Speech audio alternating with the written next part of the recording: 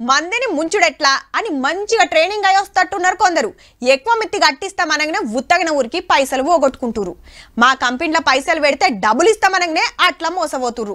ముగ్గురిని చేర్పించి ఆ ముగ్గురిని మరో ముగ్గురిని చేర్పించమనండి. ఇక మీ భవిష్యత్తు బంగారుమయం. ప్రతి నెల మీ అకౌంట్లో పైసలని ఆశ పెడితే గుంపులు గుంపులు ఉరుకుతారు. ఇట్లా బొచ్చడు ఇప్పుడు గీ ఉపాయం చేస్తున్నారు. ఓ 20 రోజుల కింద సిద్దిపేట ఎంపీడీఓకు ఫోన్ కొట్టి మేము ఏసీబీకి వెళ్ళి మాట్లాడుతున్నాం, మీ మీద చాలా కంప్లైంట్లు వచ్చినాయి, కేసు పెట్టొద్దంటే 5 లక్షలు కావాలని డిమాండ్ చేసిరట. ఎమ్మటే ఆన్లైన్ లో పంపిండట సారు. గంత గుడ్డిగా ఎట్లా నమ్మిండు అంటారా? అవతల వ్యక్తి మాట్లాడే విధానాన్ని బట్టి కేసు అనగానే బుగులు పడి పైసలు పంపిండు. అటెన్క ఉత్తదాన్ని తేలే వరకు లబ్బా మొత్తుకుంటా తాండూరు పోలీస్ స్టేషన్ లో కేసు పెడితే ఇద్దరిని దొరకబట్టి ₹1,00,000 పట్టేసిండ్రు. లంచం తీసుకుంటే ఏసీ బోళ్ళు పట్టేస్తారు, కానీ ఏసీ బోల్లే లంచం ఎందుకు అడుగుతారనే చిన్న లాజిక్ ఎట్లా మర్చిపోయిండో.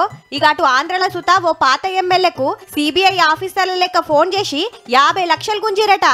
ఏరేటోళ్ళ అకౌంట్లకి వెళ్ళి కోట్ల రూపాయలు మీ అకౌంట్ లో పడుతున్నాయి, లెక్కలు లేని సొమ్ము మీద కేసు అవుతుందని ధమ్కి ఇస్తే ఉత్తగానే నమ్మిండట పాపం.